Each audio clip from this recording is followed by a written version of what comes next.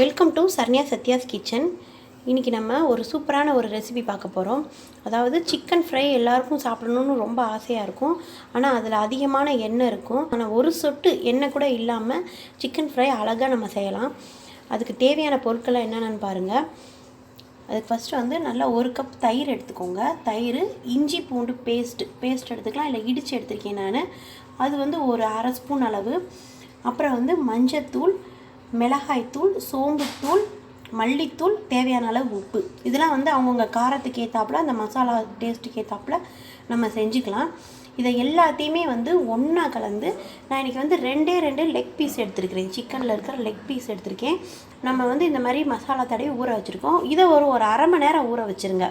ஏன்னா நம்ம இதில் எண்ணெய் எதுவும் சேர்க்காதனால இதில் ஊறுறதுல தான் நம்மளுக்கு நல்லா சீக்கிரம் வேகமும் செய்யும், டேஸ்ட் நல்லா கிடைக்கும். இது நார்மலாக வந்து ஃப்ரை பண்ணுறது மாதிரி நம்ம தோசை சட்டியில் போட்டு ஃப்ரை பண்ணுறதுக்கு முன்னாடி ஒரு டபுள் பாயில் பண்ணணும். டபுள் பாயில்னால் என்னென்னா, நம்ம அரிசி சாப்பாடெலாம் வேக வைப்போம் பாருங்கள். குக்கரில் கொஞ்சம் தண்ணி ஊற்றிக்கோங்க. இந்தளவு தண்ணி ஊற்றினா போதும்.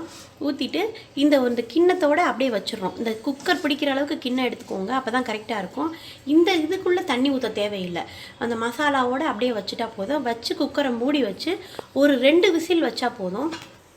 இப்போ 2 விசில் நல்லா வந்துருச்சு. நம்ம இப்போ திறந்து பார்க்கலாம்.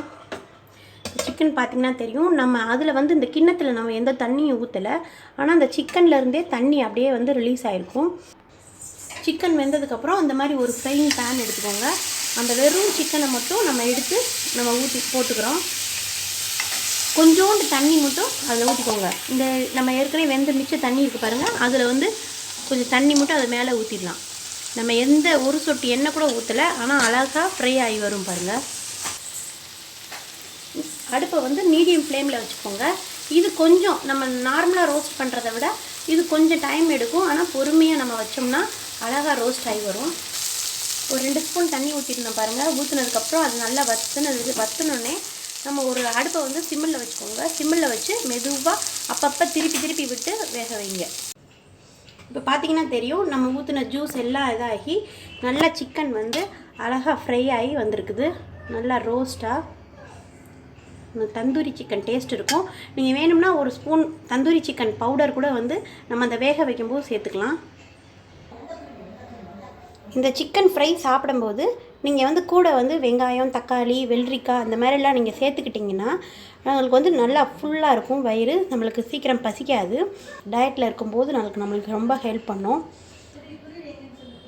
இந்த ஒரு ட்ராப் கூட எண்ணெய் ஊற்றாமல் செஞ்ச சிக்கன் ஃப்ரை உங்களுக்கு பிடிச்சிருந்துச்சுன்னா இந்த வீடியோவை லைக் பண்ணுங்கள், ஷேர் பண்ணுங்கள், மறக்காமல் சேனலை சப்ஸ்கிரைப் பண்ணி வச்சுக்கோங்க.